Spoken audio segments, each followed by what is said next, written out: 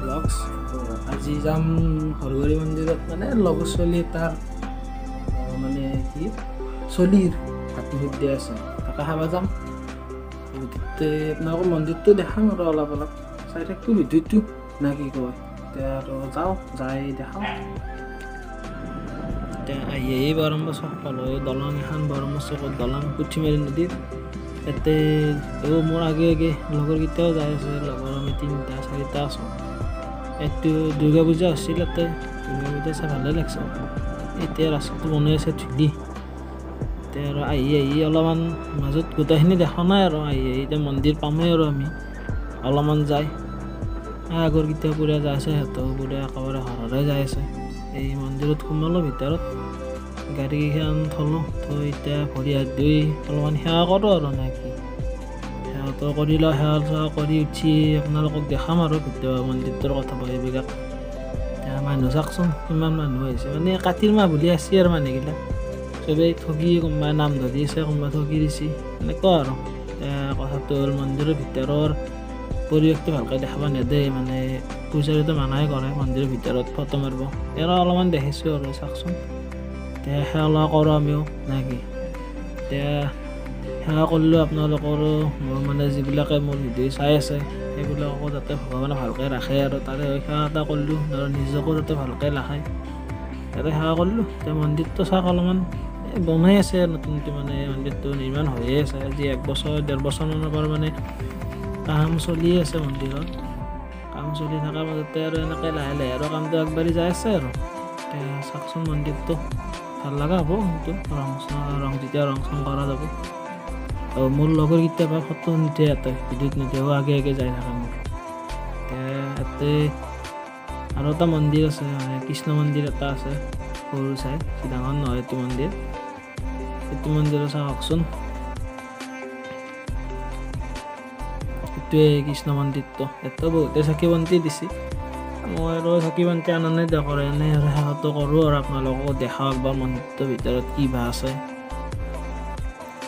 ইয়াতে আৰু সৰু সুৰা মন্দিৰ, ওপৰত এইটো কিছুমানত জৰি গছ বুলি কয়, আমাৰ আমি আটা বুলি কওঁ আৰু। এনেকুৱা গছ এডাল আছে, তাৰে তলতে মন্দিৰটো, ভাল লাগে পৰিৱেশটো। ইয়াতে আমাৰ সাজ যোগাৰ চলি আছে সিফালে। আমি যাম নন্দী মহাৰাজৰ ওচৰত। নন্দী মহাৰাজৰ কাণত বোলে কথা ক'লি মহাদেৱৰ আগত কৈ বোলে কথাগিলা, গতিকে আমিও কৈ চাম, কিজানি কিবা ভালে হয় নে কি কয়। আৰু এইটোৱে হয় নন্দী মহাৰাজ, ভালে থাকচোন, পূৰা বহি আছে আৰু মানুহগিলা সেৱা কৰিছে আৰু ছাতি ৰাখি দিছে এনেকৈ আৰু। এইটোৱে আৰু এইটো মন্দিৰ মহাৰাজৰ কলহখনৰ কথা। এতিয়া থাক মন্দিৰটো পিছফালৰ পৰাই তেনেকুৱা। আৰু ইয়াৰে মন্দিৰত এটা পুখুৰীও আছে ডাঙৰ, মানে বেছি ডাঙৰ মাছ নাই আৰু মন্দিৰটোত, পুখুৰীটোত আৰু আছে আৰু মাছ।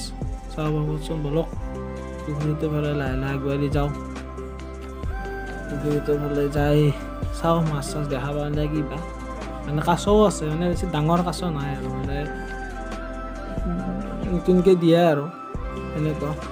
মন্দিৰৰ পৰিৱেশটো বিৰাট ভাল লাগে আৰু বহুত মানুহ আহি আছে, পৰিৱেশটো সেইকাৰণে ভাল লাগে। এইটোৱে পুখুৰী আৰু সেউজীয়া মাছবিলাক আছে ওচৰতে, সেইবিলাক বেছি ডাঙৰ নহয় চাওকচোন।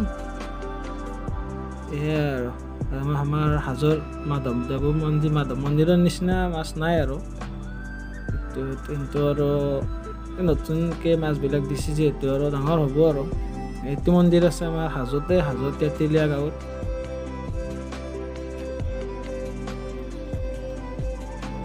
মানে হৰগৌৰী মন্দিৰ বুলি কয় এইটোত, মানে এইটো হৰ পাৰ্বতী, মানে শিৱ আৰু পাৰ্বতীৰ লীলা মন্দিৰ আৰু এইটো।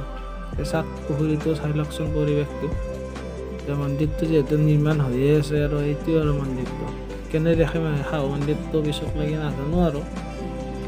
বলক চলপ মন্দিৰৰ পৰা বাহিৰে ঘূৰোঁ অলপ নে কি কয়। সেউজীয়া পৰিৱেশ মন্দিৰৰ বাহিৰত, এইবিলাক চব আমাৰ গাঁৱৰে এটা আড্ডা দিবি আছে আৰু।